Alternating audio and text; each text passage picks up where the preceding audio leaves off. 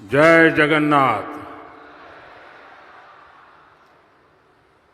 कार्यक्रम में उपस्थित ओडिशा के गवर्नर श्री हरिबाबू,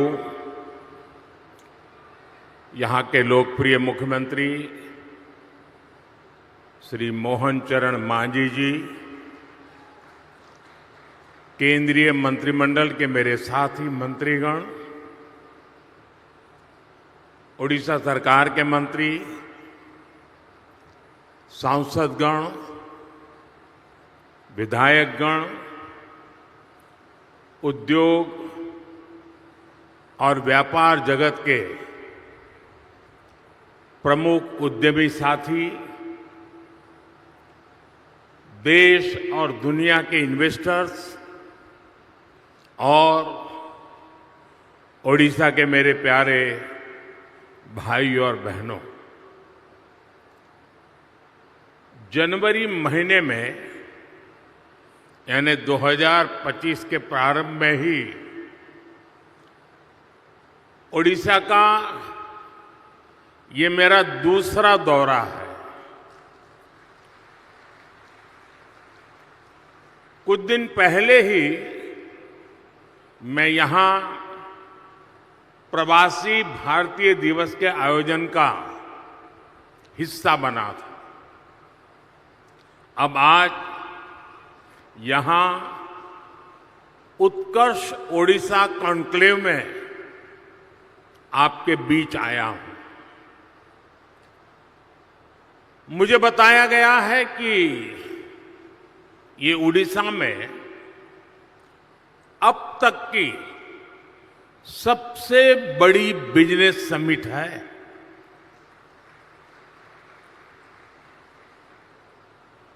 पहले के मुकाबले 5-6 गुना ज्यादा इन्वेस्टर्स इसमें पार्टिसिपेट कर रहे हैं। मैं ओडिशा के लोगों को, ओडिशा सरकार को इस शानदार आयोजन के लिए बहुत बहुत बधाई देता हूं। आप सभी का इस आयोजन में अभिनंदन करता हूं। साथियों, मैं पूर्वी भारत को देश के विकास का ग्रोथ इंजन मानता हूं और ओडिशा की इसमें एक बड़ी भूमिका है। इतिहास साक्षी है, जब ग्लोबल ग्रोथ में भारत की एक बड़ी हिस्सेदारी थी, तब पूर्वी भारत का अहम योगदान था।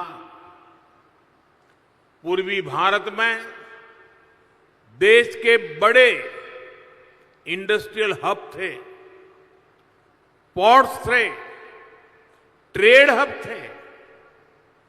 ओडिशा की इसमें बड़ी हिस्सेदारी भी थी। ओडिशा साउथ ईस्ट एशिया में होने वाले ट्रेड का प्रमुख सेंटर हुआ करता था। यहां के प्राचीन पोर्ट्स एक प्रकार से भारत के गेटवे हुआ करते थे। आज भी ओडिशा में हर वर्ष बाली यात्रा मनाई जाती है। अभी इंडोनेशिया के राष्ट्रपति जी आए थे और वो तो यहां तक बोल गए कि शायद मेरे डीएनए में ओडिशा है।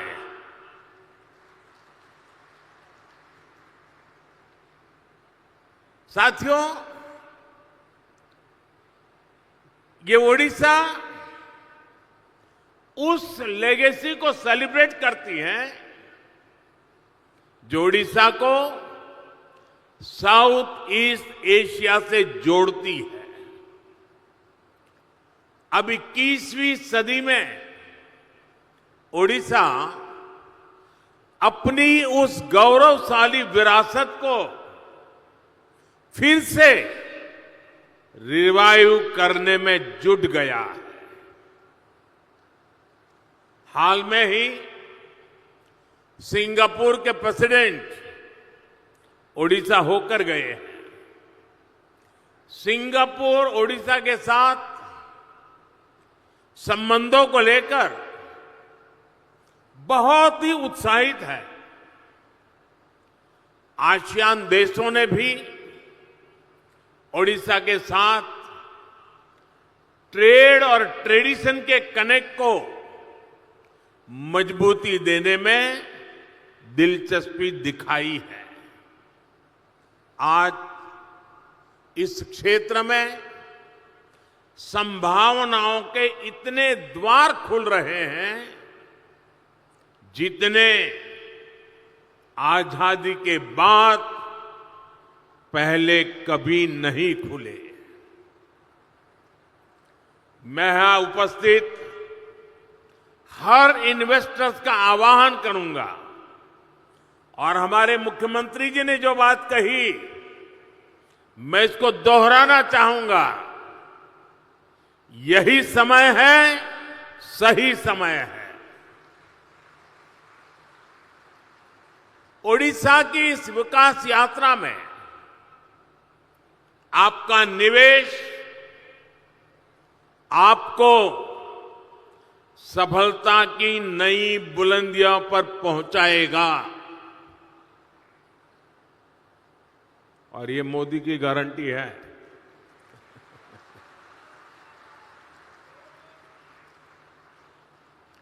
साथियों, आज भारत विकास के ऐसे पथ पर चल रहा है जिसको करोड़ों लोगों की एस्पिरेशंस ड्राइव कर रही है।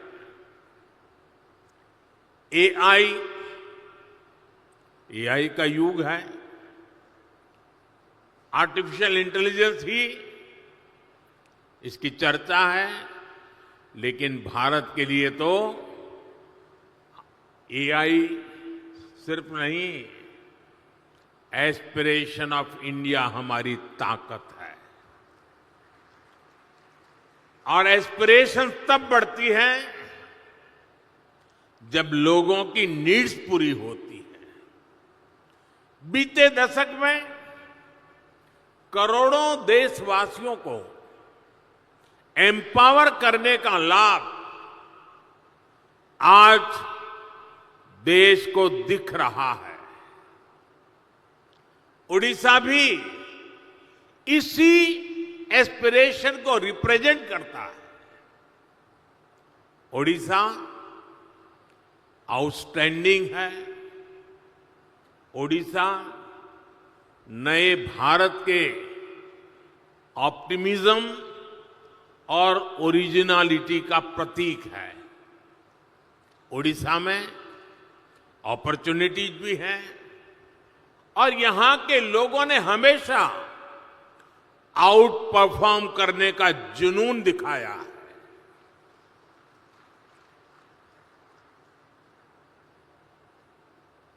मैंने गुजरात में ओडिशा से आने वाले साथियों के कौशल, उनकी मेहनत, उनकी ईमानदारी को खुद अनुभव किया है। इसलिए आज जब ओडिशा में नए अवसर बन रहे हैं तो मेरा पक्का विश्वास है ओडिशा बहुत जल्द विकास की उस ऊंचाई पर पहुंचेगा जहां पहुंचने की किसी ने कल्पना तक नहीं की है।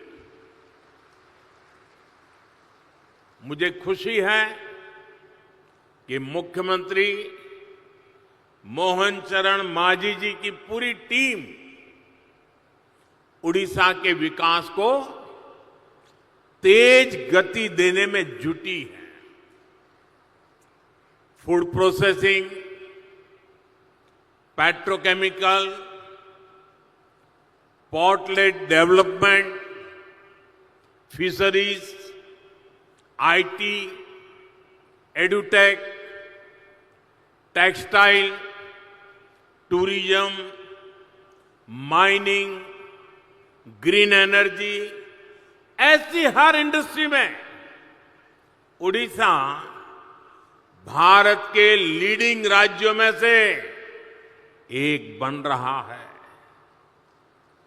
साथियों, भारत आज बहुत तेज गति से दुनिया की तीसरी बड़ी इकोनॉमी बनने की तरफ आगे बढ़ रहा है। $5 ट्रिलियन इकोनॉमी का पड़ाव भी अब ज्यादा दूर नहीं है। बीते दशक में मैन्युफैक्चरिंग में भी भारत की ताकत सामने आने लगी है। अब भारत की इकोनॉमी के विस्तार के दो बड़े पिलर हैं। एक हमारा इनोवेटिव सर्विस सेक्टर और दूसरा भारत के क्वालिटी प्रोडक्ट्स। देश की तेज प्रगति सिर्फ रॉ मटेरियल के एक्सपोर्ट पर संभव नहीं है। इसलिए हम पूरे इकोसिस्टम को बदल रहे हैं, नए विजन के साथ काम कर रहे हैं। यहां से मिनरल निकले और फिर एक्सपोर्ट होकर के दुनिया के किसी देश में पहुंचे, वहां पर वैल्यू एडिशन हो, कोई नया प्रोडक्ट बने और फिर वो प्रोडक्ट भारत में वापस आए। ये ट्रेंड मोदी को मंजूर नहीं है।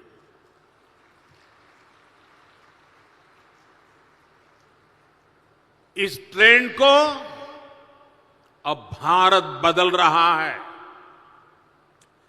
यहां के समंदर से सी फूड निकले और फिर दुनिया के किसी दूसरे देश में वो प्रोसेस होकर बाजारों में पहुंचे। ये ट्रेंड भी भारत बदल रहा है। ओडिशा में जो रिसोर्सेज हैं, उससे जुड़ी इंडस्ट्रीज भी यहीं लगे। इस दिशा में हमारी सरकार काम कर रही है। आज का ये उत्कर्ष ओडिशा कॉन्क्लेव भी इसी विजन को साकार करने का एक माध्यम है। साथियों, आज दुनिया सस्टेनेबल लाइफस्टाइल की बात कर रही है, ग्रीन फ्यूचर की तरफ बढ़ रही है। आज ग्रीन जॉब की संभावनाएं भी बहुत बढ़ रही है। हमें समय की जरूरतों और डिमांड के हिसाब से खुद को बदलना है, उसके हिसाब से ढालना है।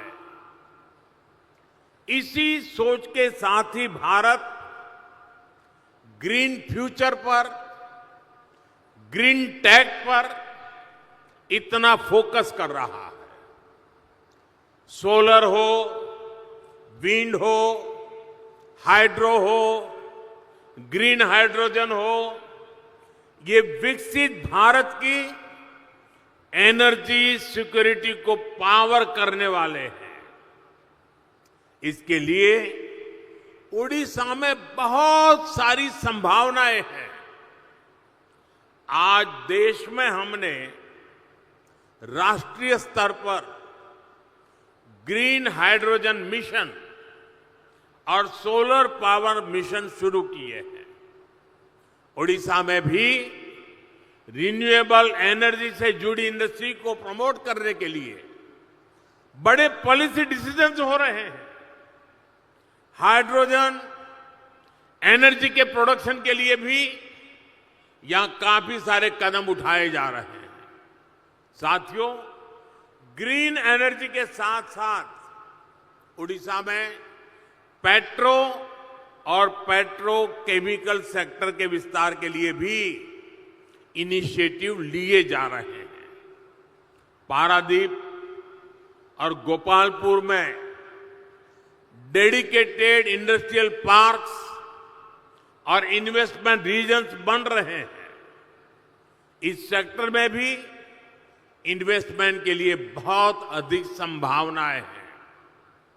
मैं उड़ीसा सरकार को बधाई दूंगा कि उड़ीसा के अलग अलग रीजन की संभावनाओं को देखते हुए वो तेजी से निर्णय ले रही है, नया इकोसिस्टम विकसित कर रही है। साथियों, 21वीं सदी के भारत के लिए ये दौर कनेक्टेड इंफ्रास्ट्रक्चर का है, मल्टी मॉडल कनेक्टिविटी का है। जिस स्केल पर, जिस स्पीड से भारत में आज स्पेशलाइज्ड इंफ्रास्ट्रक्चर का निर्माण हो रहा है, वो भारत को इन्वेस्टमेंट का शानदार डेस्टिनेशन बना रहा है। डेडिकेटेड फ्रेट कॉरिडोर से ईस्ट और वेस्ट की कोस्टलाइन को कनेक्ट किया जा रहा है। देश का एक बड़ा हिस्सा जो लैंडलॉक था, उसको भी अब समंदर तक तेज एक्सप्रेस से मिलने लगी है, तेज एक्सेस मिलने लगी है। आज देश में दर्जनों ऐसे इंडस्ट्रियल शहरों का निर्माण किया जा रहा है जो प्लग एंड प्ले सुविधाओं से लैस होंगे। ओडिशा में भी ऐसी ही संभावनाओं को बढ़ाया जा रहा है। यहां रेलवे और हाईवे नेटवर्क से जुड़े हजारों करोड़ रुपए के प्रोजेक्ट चल रहे हैं। ओडिशा में इंडस्ट्री की लॉजिस्टिक कॉस्ट कम हो, इसके लिए सरकार यहां के पोर्ट्स को इंडस्ट्रियल क्लस्टर से जोड़ रही है। यहां पुराने पोर्ट्स का विस्तार के साथ ही नए पोर्ट भी बनाए जा रहे हैं। यानी उड़ीसा ब्लू इकोनॉमी के मामले में भी देश के टॉप के राज्यों में शामिल होने वाला है।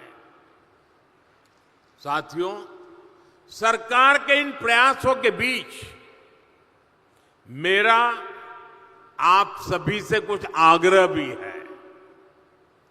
आप तेजी से बदलती दुनिया में ग्लोबल सप्लाई चेन से जुड़ी चुनौतियों को देख रहे हैं। भारत बिखरी हुई सप्लाई चेन और इंपोर्ट आधारित सप्लाई चेन पर ज्यादा भरोसा नहीं कर सकता। हमें भारत में ही एक ऐसी सशक्त सप्लाई और वैल्यू चेन बनानी है जिस पर वैश्विक उतार चढ़ाव का कम से कम असर पड़े। ये सरकार के साथ साथ इंडस्ट्री का भी बहुत बड़ा दायित्व है। इसलिए आप जिस भी इंडस्ट्री में हैं, उससे जुड़े एमएसएमईज को सपोर्ट करें, उनकी हैंड होल्डिंग करें। आप ज्यादा से ज्यादा युवा स्टार्टअप को भी सपोर्ट करें। साथियों, आज कोई भी इंडस्ट्री नई टेक्नोलॉजी के बिना ग्रो नहीं कर सकती। ऐसे में रिसर्च और इनोवेशन बहुत जरूरी है। सरकार देश में रिसर्च से जुड़ा एक बहुत वाइब्रेंट इकोसिस्टम बना रहा है। इसके लिए एक स्पेशल फंड भी बनाया गया है। इंटर्नशिप और स्किल डेवलपमेंट के लिए एक स्पेशल पैकेज घोषित किया गया है। इसमें भी इंडस्ट्री खुलकर आगे आए, सरकार के साथ मिलकर काम करे, ये सभी की अपेक्षा है। जितना बड़ा और बेहतरीन भारत का रिसर्च इकोसिस्टम होगा, स्किल्ड यंग पूल होगा, हमारी इंडस्ट्री को इससे सीधा फायदा होगा। मैं इंडस्ट्री के सभी साथियों, ओडिशा सरकार से कहूंगा कि आप सभी मिलकर यहां एक आधुनिक इकोसिस्टम का निर्माण करें। एक ऐसा इकोसिस्टम जो ओडिशा के एस्पिरेशन के साथ चले, यहां के नौजवानों को नए मौके दे। इससे ओडिशा के नौजवानों को यहां पर ही जॉब्स के ज्यादा से ज्यादा अवसर मिलेंगे। ओडिशा समृद्ध होगा, ओडिशा सशक्त होगा, ओडिशा का उत्कर्ष होगा। साथियों, आप सभी दुनिया भर में जाते हैं, दुनिया भर के लोगों से मिलते हैं। आज दुनिया में भारत को जानने समझने की उत्सुकता आप चारों तरफ अनुभव करते हैं। भारत को समझने के लिए ओडिशा एक बेहतरीन डेस्टिनेशन है। यहां हजारों वर्ष की हमारी हेरिटेज है, हिस्ट्री है। आस्था, आध्यात्म, घने जंगल, पहाड़, समंदर, हर चीज के दर्शन एक ही जगह पर होते हैं। ये राज्य विकास और विरासत का अद्भुत मॉडल है। इसी भाव के साथ ही हमने G20 के कल्चर से जुड़े इवेंट उड़ीसा में रखे थे। कोणार्क सन टेम्पल के चक्र को हमने G20 के मेन इवेंट का हिस्सा बनाया था। उत्कर्ष ओडिशा में हमें ओडिशा के इस टूरिज्म पोटेंशियल को भी एक्सप्लोर करना है। यहां की 500 किलोमीटर से लंबी कोस्टलाइन, 33% से ज्यादा का forest cover, eco tourism, adventure tourism की अनंत संभावनाएं आपका इंतजार कर रही है। आज भारत का फोकस है वेट इन इंडिया।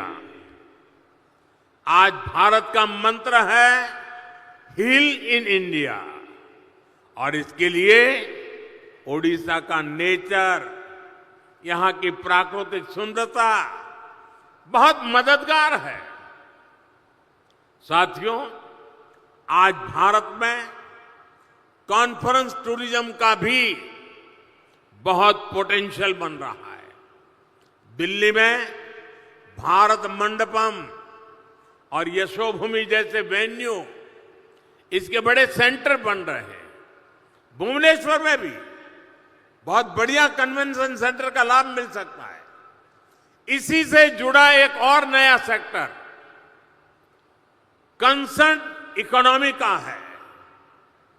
जिस देश में म्यूजिक, डांस, स्टोरी टेलिंग की इतनी समृद्ध विरासत है, जहां युवाओं का इतना बड़ा पूल है, जो कंसर्ट्स का बहुत बड़ा कंज्यूमर है, वहां कंसर्ट इकोनॉमी के लिए अनेक संभावनाएं हैं।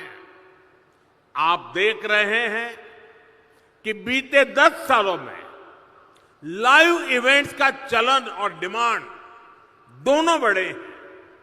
पिछले कुछ दिनों में आपने मुंबई और अहमदाबाद में हुए कोल्ड प्ले कॉन्सर्ट की शानदार तस्वीरें देखी होगी। ये इस बात का प्रमाण है कि लाइव कॉन्सर्ट्स के लिए भारत में कितना स्कोप है। दुनिया के बड़े बड़े कलाकार, बड़े बड़े आर्टिस्ट भी भारत की तरफ आकर्षित हो रहे हैं। कंसर्ट इकोनॉमी से टूरिज्म भी बढ़ता है और बड़ी संख्या में जॉब्स क्रिएट होती है। मेरा राज्यों से, प्राइवेट सेक्टर से आग्रह है कि कंसर्ट इकोनॉमी के लिए जरूरी इंफ्रास्ट्रक्चर पर फोकस करें, जरूरी स्किल्स पर फोकस करें। इवेंट मैनेजमेंट हो, आर्टिस्ट की ग्रूमिंग हो, सिक्योरिटी और दूसरे इंतजाम हो, इन सभी में नई संभावनाएं बन रही है। साथियों, अगले महीने ही भारत में पहली बार वर्ल्ड ऑडियो विजुअल समिट यानी वेव्स होने वाली है। ये भी एक बहुत बड़ा आयोजन होगा। ये भारत की क्रिएटिव पावर को दुनिया में नई पहचान दिलाएगा। राज्यों में इस तरह के इवेंट से भी जो रेवेन्यू जनरेट होता है, जो परसेप्शन बनता है, वो भी इकोनॉमी को आगे बढ़ाता है। और ओडिशा में भी इसकी बहुत संभावनाएं हैं।